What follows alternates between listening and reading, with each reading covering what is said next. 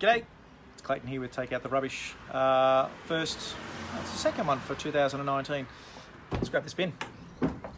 Well, quite often people talk about a social media about their successes and don't often talk about their failures or their shortcomings. It's all glossy and wonderful, the world's brilliant. Well, today we parted ways with a client today, and I suppose I just wanted to tell you how I feel and what it's done to us. Well, first of all, how do I feel? Well, a bit disappointed, of course. It's always a bit disappointing when you lose a client.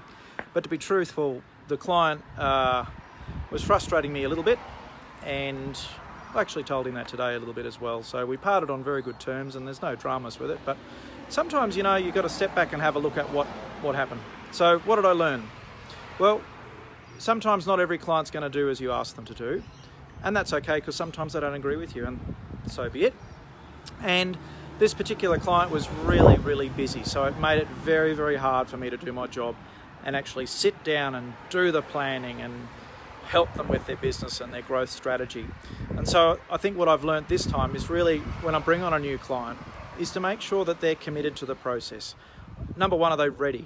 You know, I often ask people on a scale of 1 to 10, how ready are you for change and ready to implement? And if you're not a 9 or 8.5, then come back and see me when you are, sort of thing. And I suppose this client sort of said some of that, but I had an inkling that it was going to be a little bit difficult and hard to pin them down, and that turned out to be the case. So it wasn't really anything I did wrong or that they did wrong, except that we probably just didn't quite get to where we needed to in the time. So that's my lesson for today. Sometimes you win clients and sometimes, you know, you lose clients. So in your small business, I suppose, when have you lost a client, and how did that make you feel, and how did that affect you? And more importantly, when you've lost a client, what did you learn from it? Feel free to make comment down below and tell me your experience. So give me a thumbs up if you've had that happen to you before, and maybe you can give me a little bit of advice on how I should feel. But look, overall, I'm all right, don't worry. Well, that's it today.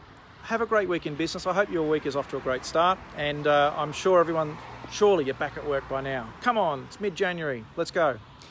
Take care, I'll see you next week. All the best, bye.